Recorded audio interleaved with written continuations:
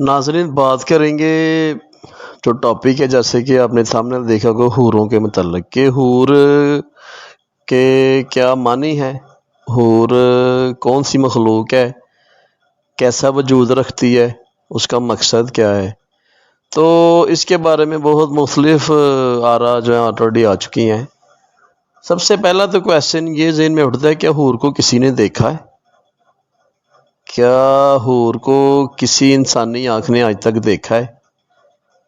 ٹھیک ہے، اب قرآن شریف سے تو ہمیں کافی رہنمائی مل جاتی ہے کہ یہ ایسی عورتیں ہیں جو چھپی ہوئی ہیں، جنہوں نے کسی نے اس کو دیکھا نہیں۔ اس میں تو یہ چیز آ رہی ہے، چھپا ہوا خزانہ کہا گیا ہے ان کو، جیسے ان کو تشبیہ دی گئی ہے مونگا سفید پتھر یا موتی سے، یا پھر یہ مرجان یاقوت مثلاً، کہ ان کو کوئی قیمتی خزانہ بتایا گیا ہے۔ تو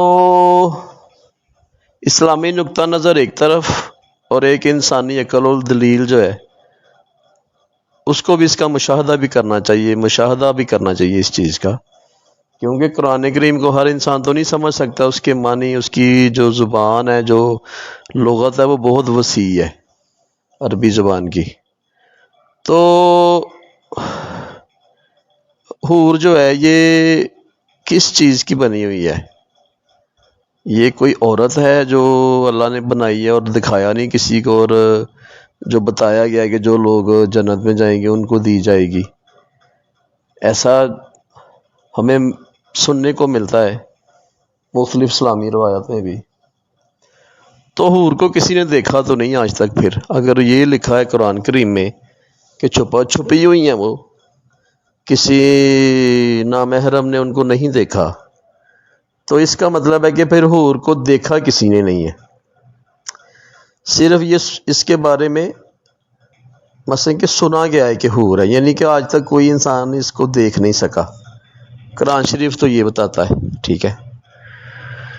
تو دوسری چیز یہ آ جاتی ہے کہ جو حور ہے، یہاں سے یہ واضح ہو جاتا ہے کہ یہ عورتیں حوروں میں نہیں آئیں گی، جو دنیا کی عورتیں ہیں یہ ان حوروں میں کنورٹ نہیں ہوں گی۔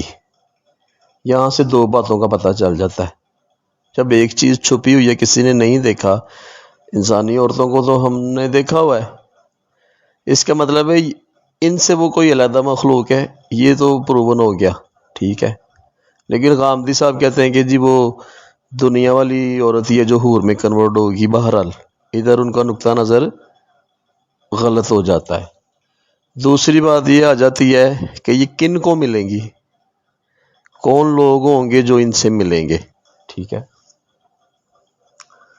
اب یہاں پہ یہ سوال پیدا ہوتا ہے کہ کیا انسان اس کو ملیں گے، اور اگر وہ کوئی غیر مرئی مخلوق ہے، وہ انسانی مخلوق نہیں ہے، تو ان کا ملاپ کیسے ہوگا؟ یہ بھی ایک انسانی مشاہدے میں دلیل مانگتا ہے دماغ۔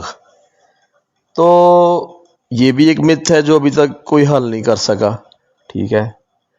تیسری بات یہ ہے کہ 72 کا جو بتایا گیا ہے نمبر، یہ کیوں ہے؟ مثلا 72 کیوں ہیں؟ 100 بھی ہو سکتی ہیں، 80 بھی ہو سکتی ہیں، 50 بھی ہو سکتی ہیں۔ تو یہ میرا حال ہے جو جنت کے درجات ہیں اس حوالے سے یہ جو ہے نا نمبر دیا گیا ہے، جتنا کوئی زیادہ پہنچا ہوا یا بخشا ہوا ہوگا اتنی اس کی، یعنی کہ ایکسٹریم میں جا کے بھی اس کو 72 مل جائیں گی، ٹھیک ہے، یہ ہو سکتا ہے۔ تیسری چیز یہ کہ یہ جو حور ہے، کیا اس کا مقصد جو ہے وہ صرف لذت حاصل کرنا ہے، یا اس کا جو مقصد ہے وہ صرف لذت کی حد تک ہے؟ تو اسلامی روایت میں تو پھر یہی آتا ہے کہ یہ اس کا مقصد ہے جو ہے وہ اس انسان کو خوش کرنا ہے جس نے اللہ کو خوش کیا ہوا ہے، ٹھیک ہے، اس کو نام کے طور پہ دی جا رہی ہے۔ تو ظاہر ہے پھر یہ لذت کی حد تک یہ عورت ملے گی، جو حور ہے یہ عورت ہی، تو اس کا مقصد لذت ہے، اس سے لذت ہی حاصل کرنا ہو سکتا ہے، کیونکہ وہاں پہ کوئی نسل تو ہوگی نہیں جو بڑھانی ہوگی، ٹھیک ہے، وہاں پر تو ہر انسان جوان ہی رہے گا۔